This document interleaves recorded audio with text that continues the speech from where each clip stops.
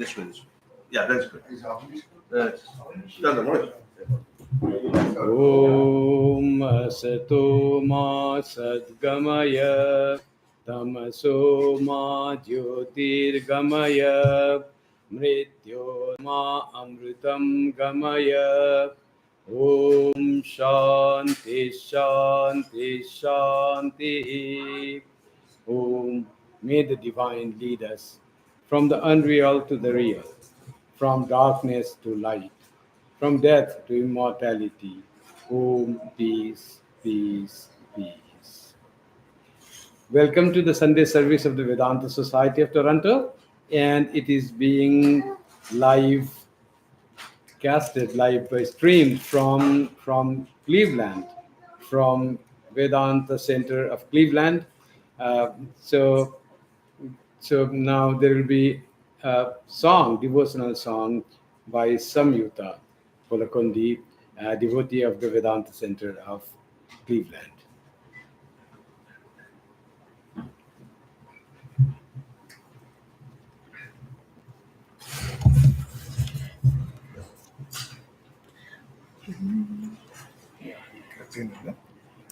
Are you able to hear?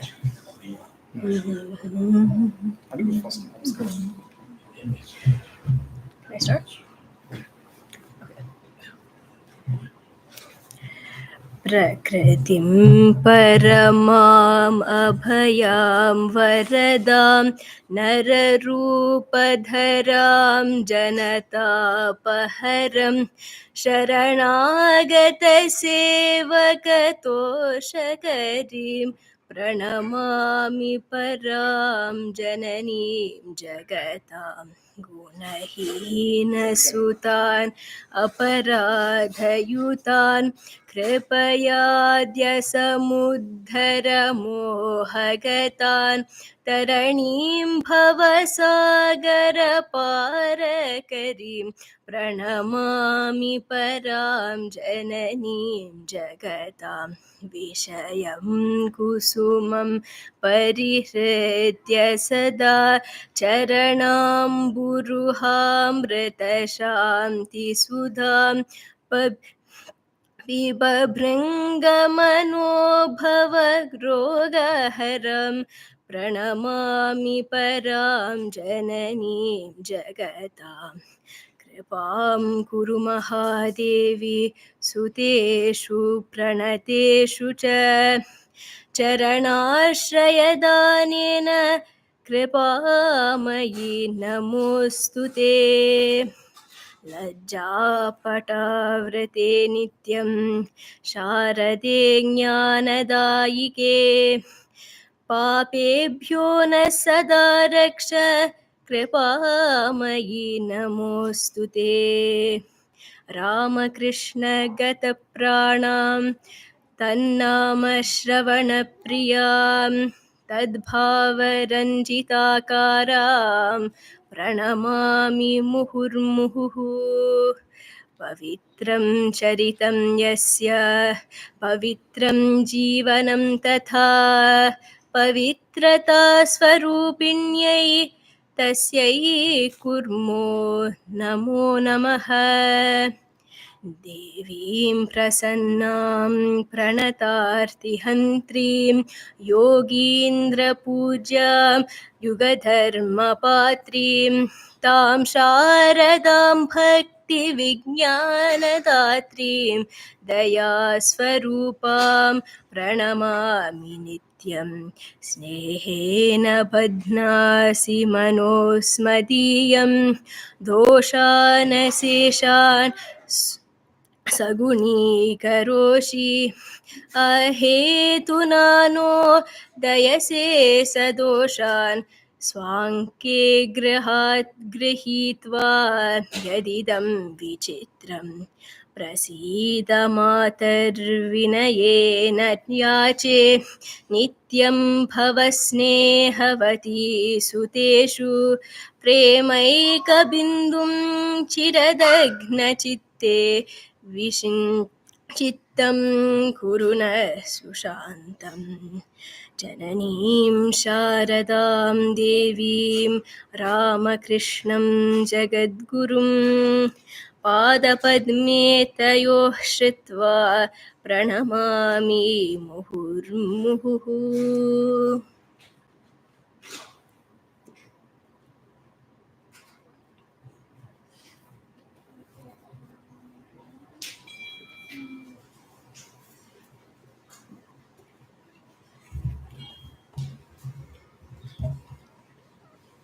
Now they'll be reading.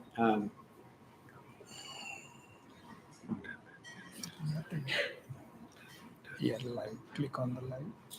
Just this one. Buddhadev, can you come here? Just say, but something You here. know, you can hear and see, yes. Yes.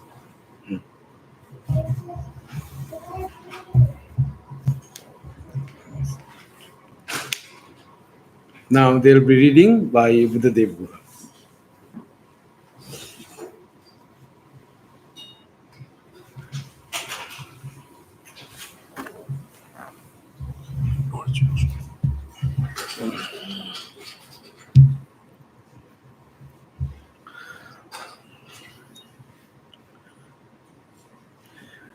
Since the subject of the talk is how to find peace of mind, it's befitting Swamiji wrote a poem in 1899 dedicating to Nivedita as well as Sister Woli Bull.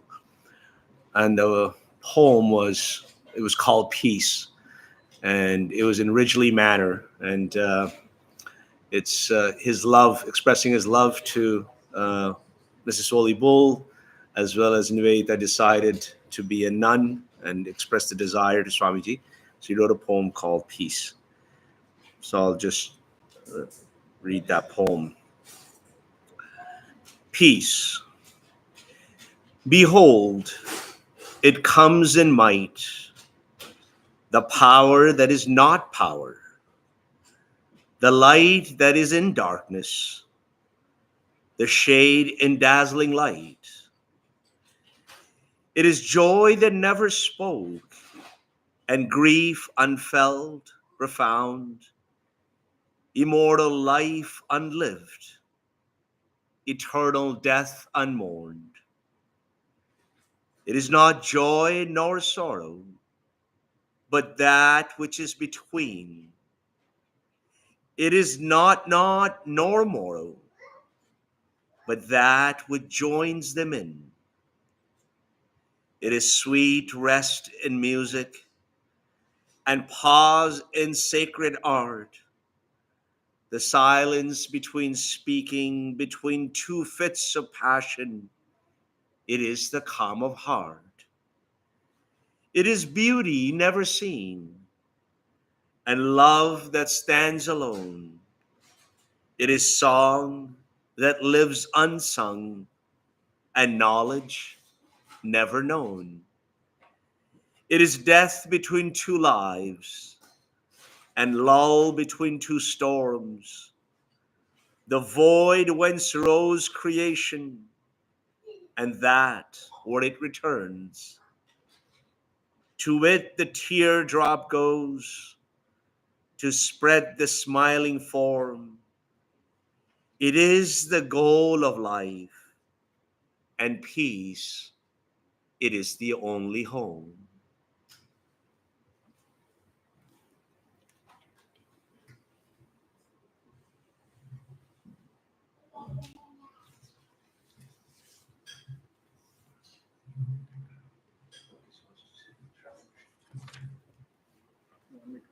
That's fine. That's fine. Yes. Okay. So good morning and welcome you all to the Sunday service. And we had a wonderful prayer on Holy Mother by Samyuta. And after that, the reading on peace. So all are related to peace. Holy Mother is the symbol of peace, divine peace. Her form, her teachings, her life, all gives us peace. So today's topic is how to attain peace of mind. We all feel how mind disturbs us. We all experience of restlessness of mind and subsequently the bitterness in the world. If there is peace of mind, there is no worldliness. All the problems of the world we experience is because of the lack of the peace of mind. And without the peace of mind, there can be no happiness, says the Bhagavad Gita. Ashantasya kutas sukham. How can one without peace of mind find happiness?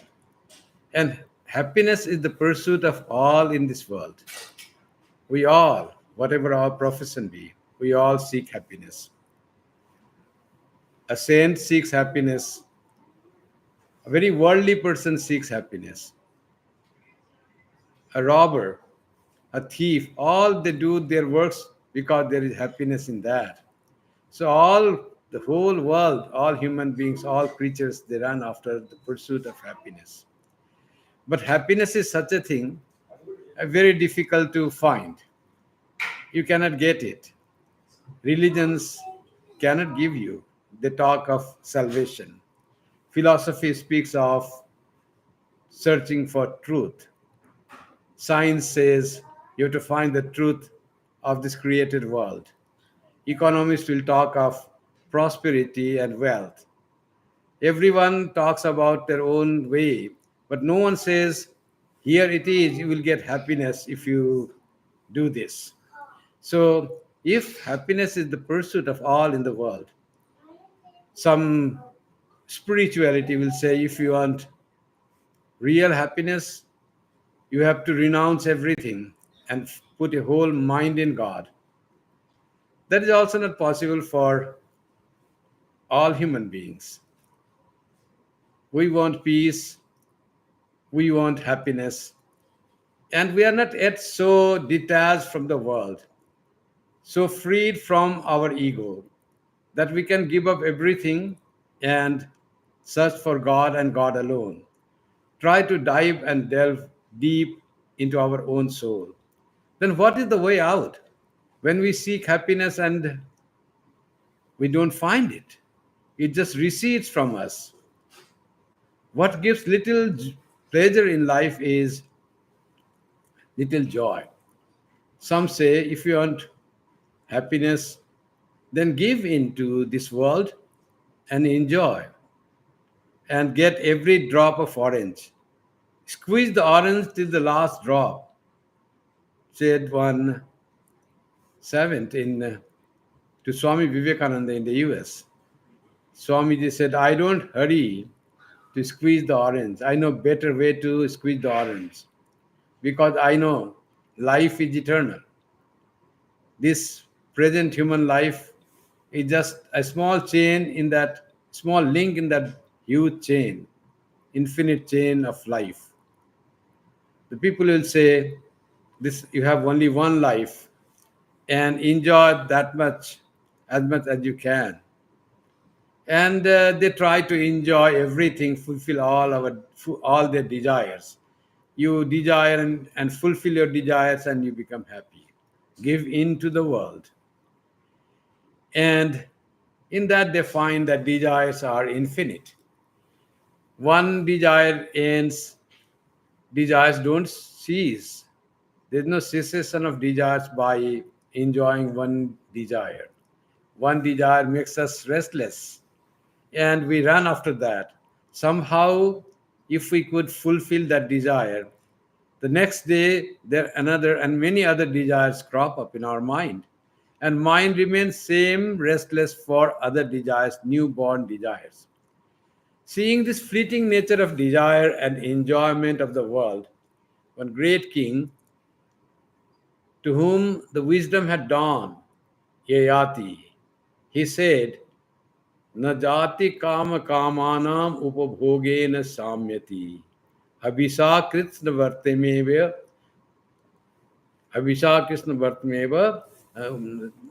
like it is like our desires are never fulfilled.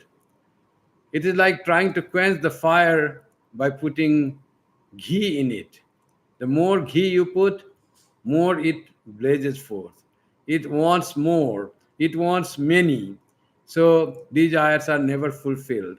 The way to find happiness is not by fulfilling desires, but by controlling desires. What we should want and what we should not want, and to discern of what is good and what is bad, as was said by Yama to Nachiketa, that in this world, two things will be given before you. One is pleasurable, another is really good. Those who are of dull intellect, they just grab what is pleasurable, what satisfies their senses. And those who are wise, they choose for what is good, what will really give them joy in life. So, this discernment of what comes to us is what is attained by the controlled mind, a mind which is pure, a mind which can rightly think, rightly discern. To attain that purity of mind is to have the peace of mind. The mind that is pure will have peace of mind. So, saying this, everybody knows that peace of mind is so much important. But how to attain this peace of mind while performing our duties in the world? We cannot go to the forest and meditate all the time. Those who meditate, they also don't have immediately the peace of mind until they find the truth. Buddha himself renounced the world to find the truth for the peace and joy of life.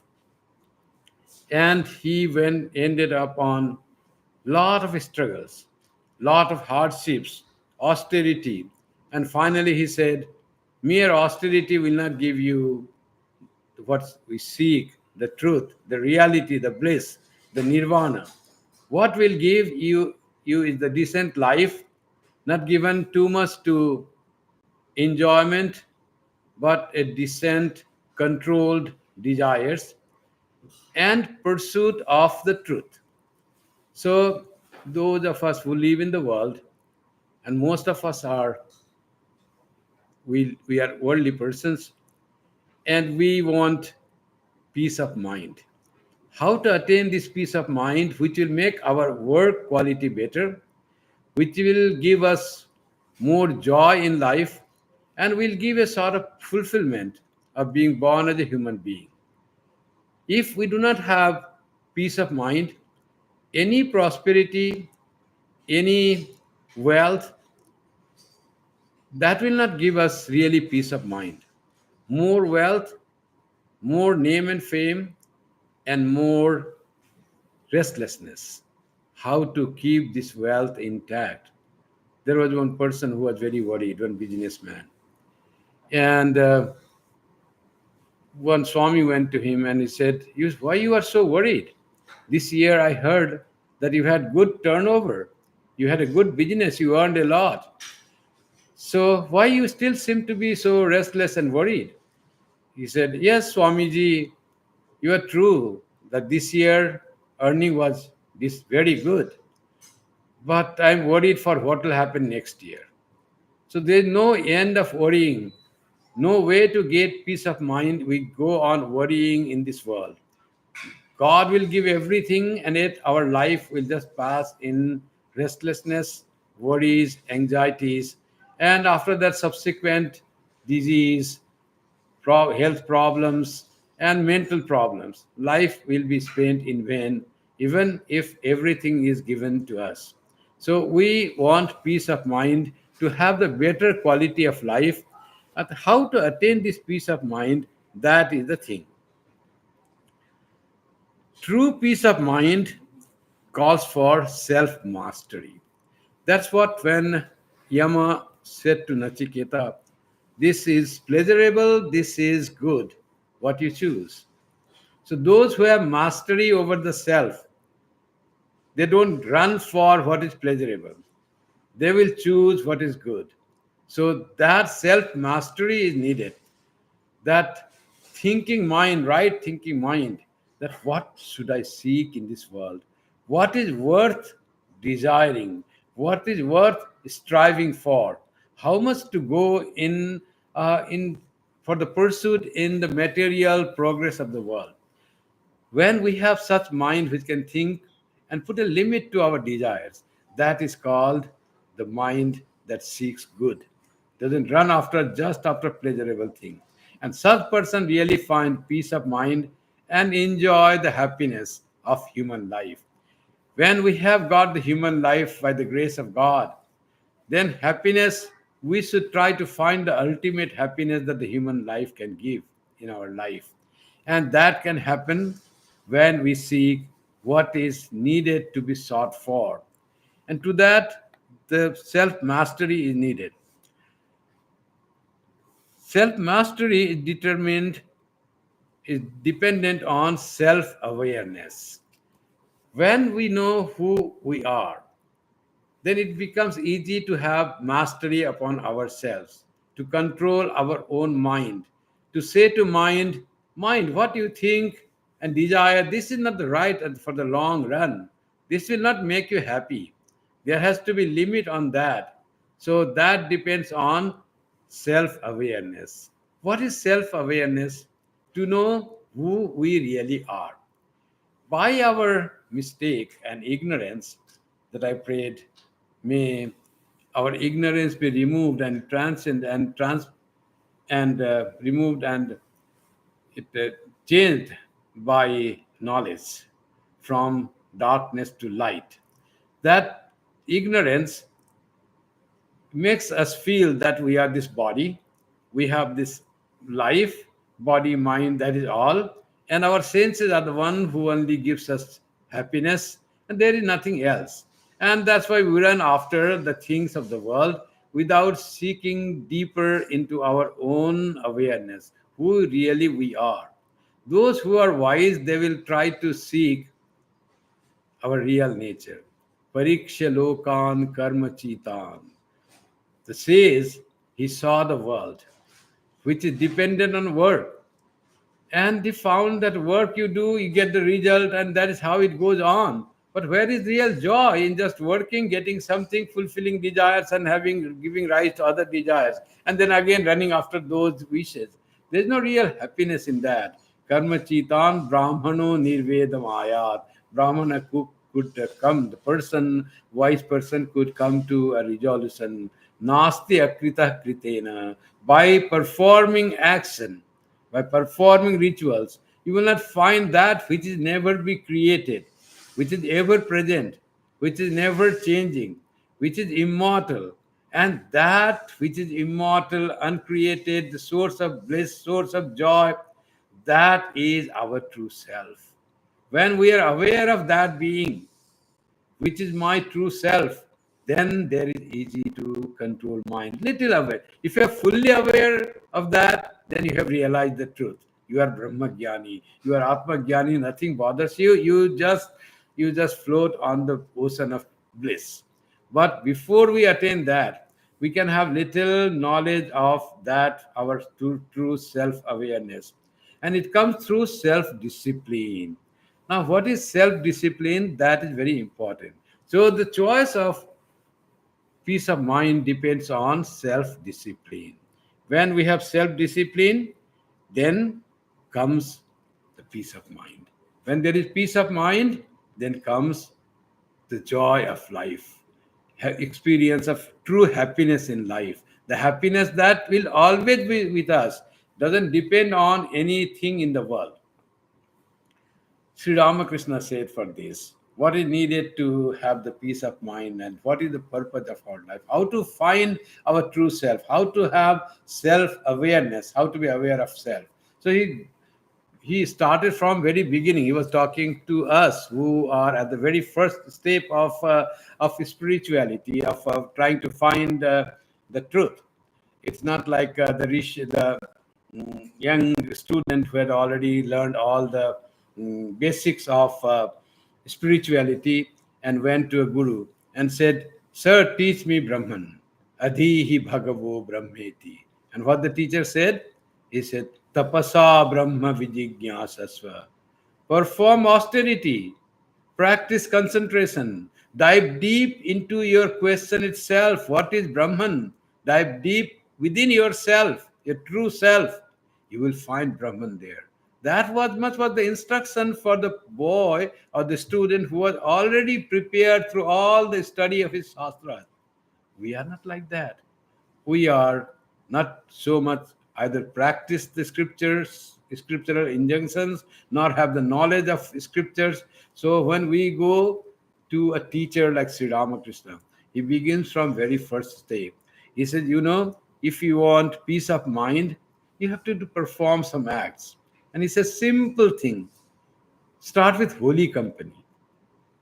Holy company, company of the people who have purified themselves by their spiritual practice, by the self-study of the scriptures, by positive mind and positive attitude towards the world, by their selflessness, by their detachment. By that they have made themselves purified. They have become holy. Not necessarily monk though, not necessarily the sages, not necessarily those who have renounced the world, but anyone who have all this positive attitude is a holy person. Have their company, and when you are in their company, you try to gain the holiness through their presence, through their conversation, and through their teachings. So ask the questions pertinent to purify yourself for the higher, for the knowledge of the higher truth, or how to find the way in life. They will speak either from their own experience, if not from their knowledge of the scriptures, what they have studied deeply. So that will benefit you. So holy company is the one. Someone asked him, what happens with sadhu sangha, sat sangha? So Thakur Sri Ramakrishna said, it begets you love for God. It makes you interested in spirituality. First stage, just have the holy company. That will withdraw you towards God, little by little. So Sri Ramakrishna thing is holy company. Holy company also meant if we have no person like that, who is really selfless, detached, pure-minded, difficult to find as we expect. Then how to find that? Is there possible of holy company? Yes, still there is possibility. Possibility is the scriptures. Scriptures, company of the scriptures, reading to them, putting our mind into them is the holy company. Possibility is reading the life of saints and incarnations. Bhagavatam, reading Gita. Sri Ramakrishna's life is so purifying. It's holy company. Holy Mother, that girl was singing Prakritim Paramam. So the company of Holy Mother by reading her life and studying her life, so pure, so selfless. So that all inspires us to have love of God. Unknowingly, we are reading the life of Holy Mother, but what you are getting in is not only the knowledge of the life of Holy Mother, but what you are getting in is love for God, love for spirituality. Your mind is gradually being purified. Your attraction to this world is really becoming less. Your attraction to God is increasing just by reading the Holy Scriptures. So, and Sri Ramakrishna says, you did this. Another way to make your mind peaceful is repeating God's name. God's name seems to be a simple thing. Rama, Hare Krishna, Om Namo Narayanaya. What is there in that will make us less worldly and more spiritual, less anxious and more peaceful? What is there? So this automatically comes the question, what is there in God's name? It's like any other sound. We have the sound. I say water, water, water, or Rama, Rama, Rama. It should be the same thing, repeating same. But there is a lot of difference. The word sound Rama has been associated with holiness, with the thought of God, thought of that blissful being. That very repeating the name of Rama connects us with that thought without our knowing, and it makes us more purified. If we say water, water, water, or money, money, money, then we will drawn to money, and whatever vices have come with the greed of money, those all will come to us. And by repeating, we'll start seeking more money. Yesterday I was talking about Sri Ramakrishna saying, if you go on saying, I am a sinner, I am a sinner, I am a sinner, you will become a sinner. Negative thought. But say, I am a child of God. What sin will be there to me? I am a lover of God. God is with me. Thinking of God will make you purer. Repeating God's name, words of power in the word sound of Rama or Krishna or Shiva or Kali or any great person like Jesus or any other great person, Om. All these are so powerful and powerful sound symbols of that Brahman, of that reality, that it gradually purifies us and makes our mind, keeps our mind at the peaceful level. That is one thing, repeating God's name. So, any name of God. Then Sri Ramakrishna says, singing the glory of God. That is another thing. We often love to recite the mantras. Recite the mantra. People often don't know the meaning of Purusha Suktam or other stotras from the Vedas. What is there in? But very sound that it creates from thousands of years and holiness associated with it, it creates a sort of purity in the environment, your inner and outer environment, singing the glory of God. And when you are singing or reading the glory of God, it makes us so ennobled, elevated, and really by reading the glory of God, your love for God increases. When you read Bhagavatam and how gopis loved Krishna, how this Krishna was attraction for so many people there, just the villager. And but their love described in such a wonderful word. If you try to read that or recite the Bhagavatam, and then you find lot of joy and love for Krishna increasing in you.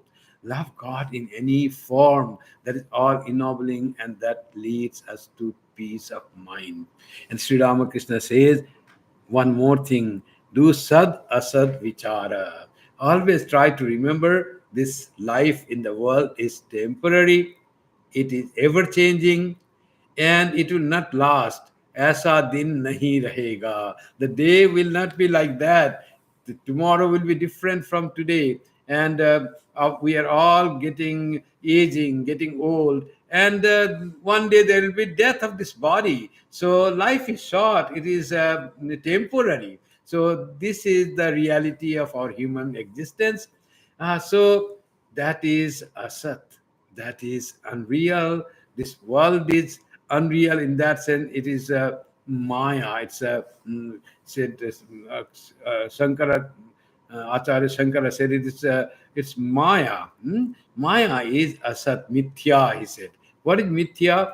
Mithya is not that something is not there at all. There is something is there, but it is temporary, ever changing, and it has an end. And there is a quick end. If you compare the human life of 80, 100 years, it is not very long compared to the big life of Brahma as they compare. So this life, this life of human existence is temporary, ever changing. It will not remain same. So we are all going to be destroyed. This beautiful life, beautiful thing that God gave, all going to end. So there's so much of sorrow thinking the end. That is what the asat is. What is sat? Sat is, in reality, I am not this body and mind alone. I am the Atman which is never changing and the source of bliss. I am actually the source of this human existence. So when this body goes, what remains is myself. Myself will remain, the spirit will remain, Atman will remain. That is Sat, that never goes. And that is the source of all our joy, bliss, existence. And that Atman is ever equal with me. Aham Brahmasmi. That Atman is Brahman. So that is Sat, thinking of truth. God is ever present. Life is temporary. So treat this life as temporary. Do not treat it to be in such a seriousness. Little thing didn't happen here you wanted, and you become very sad for that. That is not being sad asad vichara. Sadasad Vichara will make you handle the things of the world comfortably, easily. After all, this is a dream. After all, this is temporary. After all, this is a drama going on. So treat it in that way. So even a little failure will not make you so sad. So little failure and little success, that is the part of life. So Sadasad Vichara gives us great strength at the time of failure. It keeps our ego under control at the time of success and achievement. And we remain that controlled mind. As I said, controlled mind is very important for mastery of the self. And mastery of the self leads to the peace of mind. And peace of mind gives alone can give us happiness. To have this peace of mind, we need to have some ideal in life. So ideal means we should choose something that is of higher value. Generally, the ideal chosen ideal is some form of God or some ideal of God. So we worship Hanuman, we worship Ma Kali, we worship Rama or Krishna, we worship Sri Ramakrishna. All those become the ideal of our life, and we try to connect with them. We feel their presence in our house. So how to make our relationship with the chosen ideal more concrete, more strong, as we have relationship with our family members? So similarly, God has to be a part of our family, and the closest part of us, of all of us. That gives us great peace of mind. Something happens, then we can go and pray to God. So that is how some ideal in life will give us. And also, when that ideal we keep, like Sri Ramakrishna, if your idea naturally comes, when Sri Ramakrishna comes, then the ideal increases. Love all being without distinction, love every human being. That is the Sri Ramakrishna idea. Be truthful in your dealing with the world. These ideals give us a lot of peace of mind. You may have to struggle in the world to keep yourself truthful. You come to the customs and you have brought some mangoes for your family from India, and the customs, they ask, have you brought mangoes? Now there is, you say no, they may not check, and there is yes, they will throw it away. Now you are a follower of Sri Ramakrishna ideal. What you are going to do? You will have to then say yes. And if they ask you to throw it happily. That is the rule of the law of the land. You have to follow the law of the land. You had tried to bring something for your dear ones, so the law of land didn't allow it, so you have to dispose that off. That should not make you unhappy. You had tried, but what will make you really happy is you upheld the truth. You never deviated from the ideal of Sri Ramakrishna. Truthfulness is the austerity of Kali Yuga, mainstay of Kali Yuga. Those who hold on to truth are sitting on the lap of God, said Sri Ramakrishna. Truthfulness is so important, and this ideal gives us strength, makes us very strong, and that strength of mind gives us peace of mind.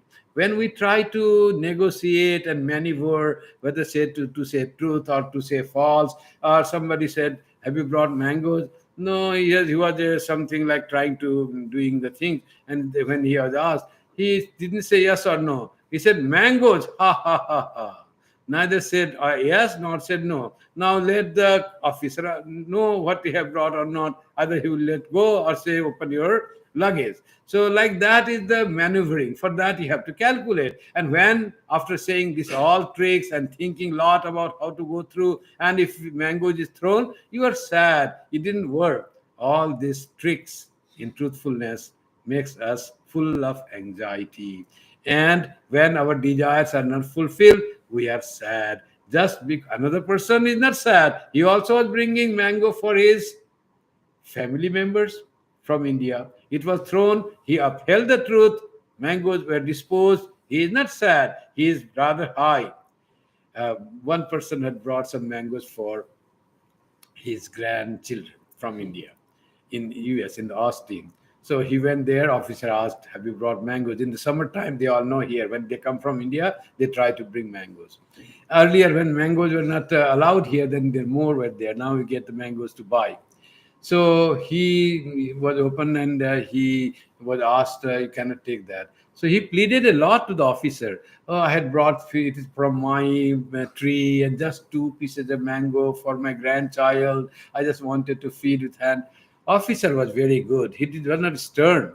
And she said, but this is the law. Then finally, please allow this. She finally said, do you want my job to go because you allow these mangoes with you? Then he said, no, no, no, you don't give up your job. Please dispose it off. And he let it go. And he was very happy and admired that officer so much that she did the right thing. All my pleading, she didn't hear. She followed the rule. She performed her duty. So this performance of duty got admiration from that man, grandfather, who had brought something for his own granddaughter. So, like that, performance of duty without disturbing. We can be very dutiful, very strict to our discipline with sweet behavior. Who said you have to be stern and very rude in your speech and in your accent to perform your duty well? You can be sweet in all our duties. That was the example of an officer customs at the customs office. But we can be very kind and sweet in all our things, and yet we can be strict to all these things. One of our Swamis were driving in New Zealand. They sped up, and then officer came, he said, and they were all visiting from India. And officer said, good morning, hello, how are you? He said, okay, good morning. Oh, but you sped up, you have the fine of 380 New Zealand dollars. So he said, oh, we didn't know, sorry, just we had come. He said, but that is the rule, sir. You have to pay that we have the rule when we do. And finally they had to pay that. But all that praise was the etiquette and good manner of that officer. So this good manner, being kind and good to those even who break the law, we even are not that good in our look. Those are difficult people. We can still conquer that. That all gives peace of mind to the officer, to the person, and the thing is done better, and both will be happy. No anger there has created. Anger could be created if there was a rude behavior. Other thing that makes our mind pure is and control is goodwill for others. So do we feel for others? Feeling goodwill comes from the feeling. And after you feel for them, you may not be able to do everything. People on the street, they come for they ask for some food, some money, and that number is increasing now. Homeless people, poor people, destitute, all there. Now, one way is, oh, how is this country becoming so much bigger, it's increasing, and you become angry on that, and the government and the people and all these policies of the government. One is that way. Another is, the best way is to, if you can give $1, few cents you give and share with that. Not thinking that, oh, how that person will eat and use that, will that use in marijuana or will that use in food? We don't know. So instead of thinking that, share some. If you can do every time, it's too much for you, then at least have sympathy and prayer for those persons. Have goodwill for the people, that may that suffering be go. How much they suffer, even in winter times in the East Coast, when there is snow and all that. If still in that cold, those people will be asking for some help, some food, having some placard. Just little prayer, goodwill for others gives us peace of mind. Goodwill for others always gives us peace of mind. That's another way how we can practice peace of mind.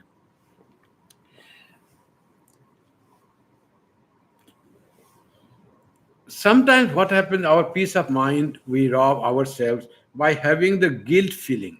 I did this wrong. I misbehaved with that person. It is good to think for once something wrong had been done, something wrong had been said. You couldn't really control yourself. You just lost it. But to have always thinking, well, morning the thing had been done, you go evening, oh, why did I wrong? Next day again, I did some mistake. So like a sort of guilt feeling. So that also robs us of our peace of mind. So if mistake happens, mistake will happen in life. When you work, there will be mistake. It is no, to err is human, to forgive is God. That's what it said. when God has already forgiven for our mistakes, we ourselves are not to forgive, always brooding on what wrong has been done. I mistakenly misunderstood that person and said that. The person whom you misunderstood have forgotten already, has doesn't mind what you have done or said, and you are always brooding on that. This also takes away peace of mind. So for the mistake that we commit, not to have any guilt feeling, and but try not to repeat the mistake. That is also a way how we can have the peace of mind, practice the peace of mind. Always to think, to know that these pleasures that world gives are not really the joy of life. Even in the Gita, it said that actually the things of the world that you think you are dependent for happiness are not real source of happiness. They are source of misery, suffering. Gita goes to say, ye hi sangsparsaja bhoga dukkha yonaya evate. Whatever sense pleasures we get from the attachment or association with the objects of the senses, those are not the source of joy. They are the source of misery, dukkha yoni. They are the source of misery. So don't indulge in that. Why source of injury? Source of misery? Adyantavanta. They have beginning and they have end. They will finish. You find joy now. After some time, you'll finish. You enjoy eating ice cream. One kid was having the chocolate ice cream and was going or licking that. After some time, he started crying. The mother said, "What happened? You should enjoy. Why are you crying?" "Mommy, it's getting smaller and smaller. Every time I see it becomes smaller. I put in the mouth, bring out it's smaller. It is ending. It is finishing." The boy was crying because there is end to enjoyment. And that's why there is suffering. That's what Gita knew. Krishna's time, no ice cream, no ice cream chocolate bar. But he knew that everything that gives us pleasure because of sense contacts, it has an end. Adyantavanta Kaunteya. That's why wise people don't indulge in that happiness. Things are needed for your life, decent life. You acquire them, but don't be dependent on them. Don't think that is real source of joy. Try to dive deep into your being and know that all source of joy and beauty is within you. Satyam, Shivam, Sindaram is not outside. It is all within you. You give the beauty to the thing. The flower you like, lotus flower. Another person likes the rose flower. Another likes the daffodil. Someone likes the tulip. How there is so much difference in the beauty? Because beauty is inside the person. That Sundaram is inside the person, and that is projected outside. Some project in lotus, some other project in rose, and when it is projected from inside, that thing so beautiful. So that we have to understand, there is nothing in the world. All beauty is hidden into our soul, within our being. And one beautiful thing of our Vedanta says, it is not about our own self. That very self that I think is within me is within everyone, every being and every creature. And that's why there is goodness and purity and joy, Satyam, Shivam, Sundaram, Satchidananda, everywhere. That is my own self that appears as all these different creatures, different creation in this world. So that is the beauty of Vedanta, which immediately makes us connected with this universe. And we try to feel one with the universe. When we can feel one with the universe, then where is the restlessness and anxiety of the mind? Anything happening good to anyone, you feel so happy because you find no difference between that person and you. You feel one with all. Where is the jealousy gone? Hatred gone? Another person's success makes you happy. Why you are so happy today? Oh, my friend got today promotion.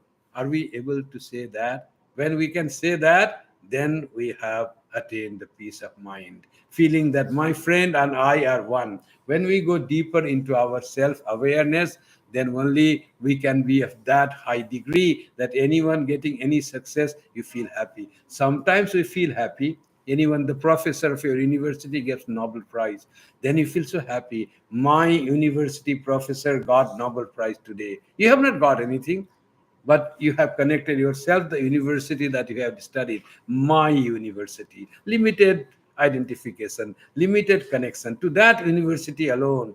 So that if we could expand to all the universities, all the mankind, everything happening good anywhere in the world is good to mankind, and that will give peace of mind.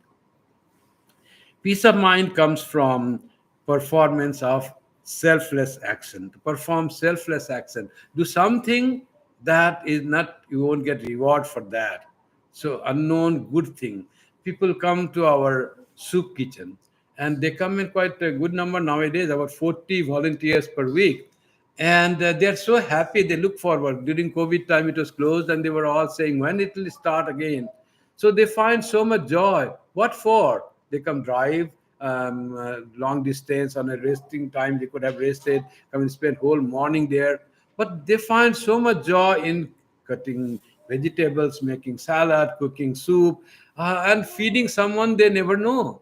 Someone else gives and they give. But there is something feeling comes to give some good to others. People are hungry, they will give this nice hot meal, and they will warm meal, and they will feel joyful without any self-interest, without any return, thought of return. Even they do not know who had cooked, they do not even get the thanks. If anyone get thanks, it is the Vedanta society. The person who cooked doesn't know anything. They are loosely connected with the Vedanta society, but they do because they feel they do it selflessly. That's why it gives them so much joy. Selfless action really gives us joy. When we do something for someone we do not know, and we do not seek anything in return, not even the thanks, that is also makes our mind peaceful. Sri Ramakrishna said very nicely, Shiva Jnane Jiva Seva. Serve others, knowing them to be manifestation of God. Such a wonderful thing Sri Ramakrishna said. Shiva Jnane Jiva Seva. Know that whom you serve is not just a human being, just whom you see, but behind that human being is God Himself. God Himself appears as the human being. If you can penetrate through the frame of the human being and try to reach the reality of that human being, there's so much of joy in serving a person. And serving, maybe you're performing your duty, that is the serving a person. You work for the company. In doing company, if you think I do work here because I get paycheck, that is a very mundane way of working. It will not give peace of mind. Oh, I get less, that person gets more. You know how the CEO gets, they get so much, few $100,000 per year. Mine is like 100,000 only. So like that, you will be always comparing. But if you think I do for the company, so many people are employed here, all they get job and livelihood, so I should do it better way, so I contribute something for the good of so many, selfless, and the money will come as a byproduct. Someone said what we get paycheck is not the goal of our service, our work. That is the byproduct of our work. Our really purpose of our work is to serve God in the form of our duty or performance to the organization we work for. That is our, if we think in that way, we are in fact serving the people, serving God in people. That gives so much of peace of mind. Trying to see God in all, without that, serving Shiva Jnana Jiva Seva will not happen.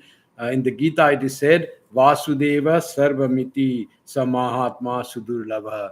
God has become all, but for that, it's very rare, great person, great souls can do that. Samahatma Sudurlabha. Praying for others, I was saying, we can have the goodwill for others.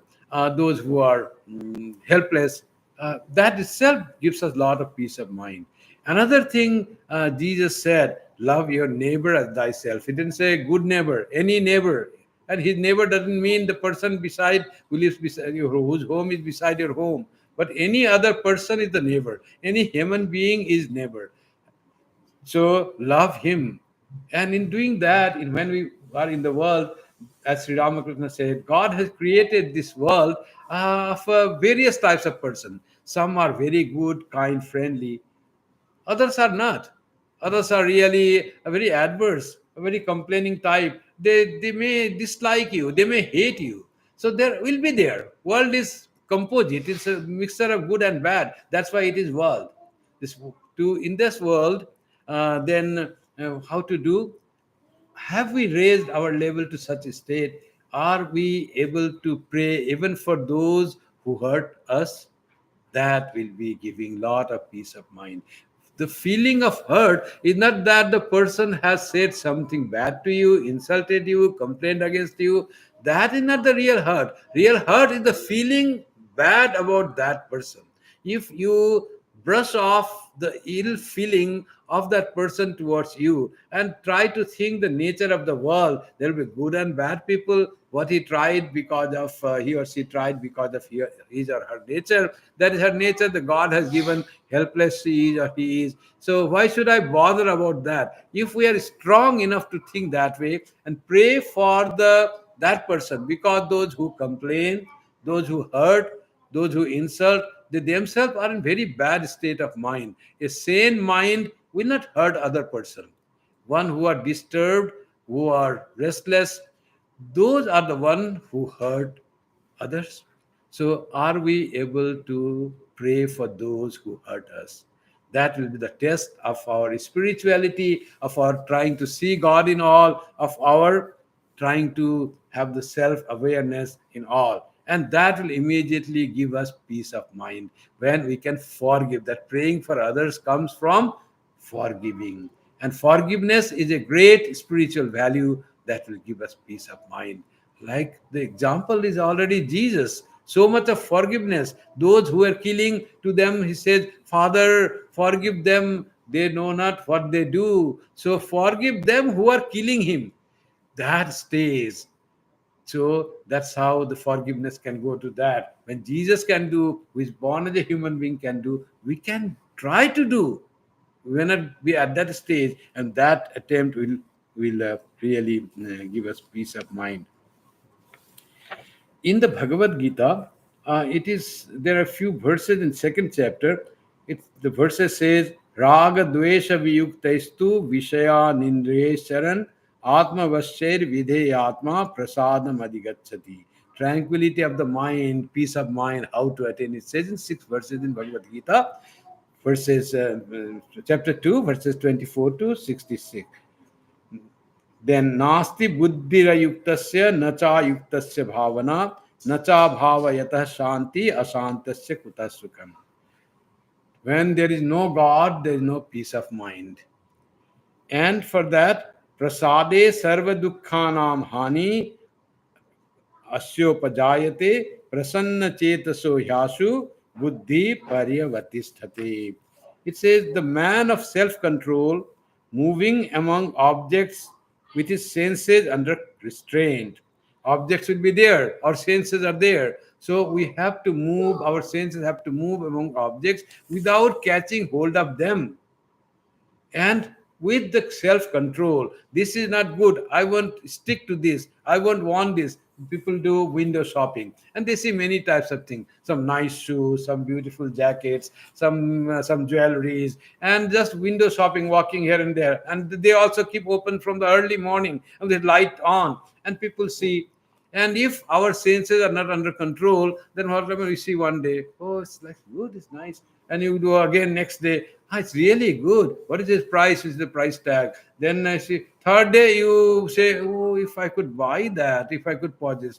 Possession comes just by looking at that. How we get attracted, sense gets attached to the things unnecessarily. We do. Our discriminative power, discerning power is not strong enough to say, I don't need. I already have 4 jackets in my home, and they're all good and new. I don't need a new one. Somehow it catches.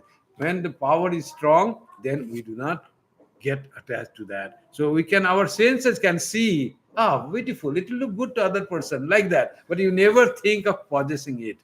That's why Harimara Swami Turiyananji was going with Brahmachari in Calcutta. And there were new locality coming up. Brahmachari then saw some new houses and said, Maharaj, see how beautiful house they have made. Harimara said, keep quiet. Don't have Shobhana Adhyasa. This superimposing beauty on something. This house you like because you impose beauty. You are a brahmachari, and how you seeing house good or bad? You will have to live in the monastery, whether good or bad, that is everything for you. Seeing good house, just you say it is good house. It would not have been bad. If beauty, you can really see the garden. Go to any garden and say, it's so beautiful garden here, so wonderful flowers. The next step, if I could possess this plant, this flower, and that when you have plenty of good flowers, and of course you will get new flower. There's no doubt when you want some very nice flower, and that's why you gather. But sometimes it may happen that the owner says, no, I don't want to part with that. Then you feel shocked, sad. I was denied. And then you criticize that person. Oh, that is so greedy. I just wanted one sapling and he denied. He just was so rude. You start imposing, superimposing all bad things upon that. Relations go strained. You feel bad just because you wanted something. So if you just see the beauty and enjoy the beauty without having any possession, that's good. That's what it says here. That says, with his sense, moving among objects with his senses under restraint, not wanting anything, and free from attachment and hate, attains serenity of mind. Not the objects become powerless. That is what Vairagya is. The human being, when he was born, we have to move among the things, objects of the senses. You cannot just always shut or close your senses. When you walk, you will see things will be there, but you are not attracted by that. That is brings serenity of mind. That is called Vairagya. I really don't need that. I don't require that Vairagya. In that serenity, there is an end of all sorrow. For the intelligence of the man of serene mind soon becomes steady. When mind is serene, it becomes steady. The man whose mind is not under control has no self knowledge and no contemplation either. Without contemplation, he can have no peace. And without peace, how can he have happiness? So, to have the happiness, you need peace of mind. The Holy Mother's teaching is the best. Our today's class started with the prayer to Holy Mother. So, I end the class with the teaching of the Holy Mother. She said, if you want peace of mind, that's our talk. Then she said one very simple psychological truth. She didn't say control your mind, do pranayama, go too deep into your real self, your Brahman, not don't get attached. She didn't say anything. She said, if you want peace of mind, do not find fault with others. Do not judge others. Let others be as they are. Don't think that they are wrong, they are mistaken, they should be like this, they should be like me. Often we try to say, I am the best and perfect, everyone should be like me. Don't say that way. That will be the way for your restlessness of mind. You lose peace of mind. Don't judge others. Accept others as they are. If you want peace of mind, don't find fault with others. Try to find your own faults. You need to be a better person. There are so many mistakes in you, and try to find your own faults, what mistakes, what I lack, what wrong I do, and try to correct that. No one is a stranger, you're my child. The whole world is your own. So try to make the whole world your own. That is the way you can find the peace of mind. When you let leave everyone, don't judge others. Now, often people think if we don't really find fault with others, a teacher says, I won't find fault, like the surrender thing came yesterday. So if teacher says, oh, Holy Mother said, don't find fault with others, so I cannot correct this. It is my finding the students. That is not fault finding. In this fault finding with others, we often have a sense of hatred. Something I am superior, that is inferior. That is really not likable. In teacher's opinion, when students are not having the same knowledge that they have to get, there is the element of love, duty, love, that I want to make my student correct everything, make perfect. There's a difference between himself and the student both. It is like finding the fault of the student is like the finding your own fault. Actually, that's what the teaching system said. If a student has not learned, it's not the fault of the student, it's fault of the teacher, because teacher could not teach the student.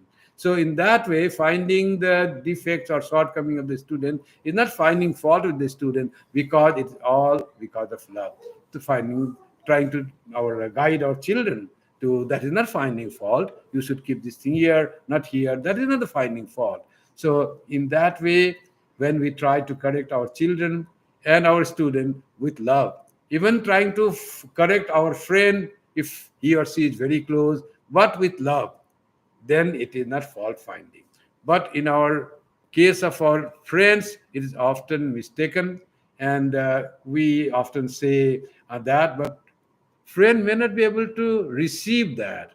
When friend is not at the level of receiving what you think is right, then there is a crack in the relationship. So it's better to be very careful while trying to guide our dear friends. How much he can receive, how much he will feel his ego, how much that friend's ego will be hurt. Then only you venture to say something that you think he should be corrected. Otherwise, keep mum and pray to God. Somehow he will get to know by God's grace. Our relation, our friendliness should remain intact. We don't want to hurt anyone. That's why don't hurt anyone with your thought, action, or words. That is what Vedanta says, and that also leads to peace of mind. So if we can practice all these things as told by the great teachers of mankind, scriptures, and then we can find a peace of mind. And the best, don't judge others. All our problems in life is mostly by judging others, finding defect in others, then speaking out that defects, and then relations souring, and then problems coming, and cannot see each other, and that all multiplies and happens to so many. Losing our friends happen with just one mistake of finding fault in others, judging others. If we could give up that thing, it will be a great step in our spiritual progress, and it will lead us to get the peace of mind. Thank you very much. Now the closing chant. Om Shanti Shanti Shanti Hari Om Tat Sat Shri Ram Krishna Arpanamastu Jananim Sharadam Devim Ramakrishnam Jagadgurum Padapadme Tayo Shritva Pranamami Muhurmuhu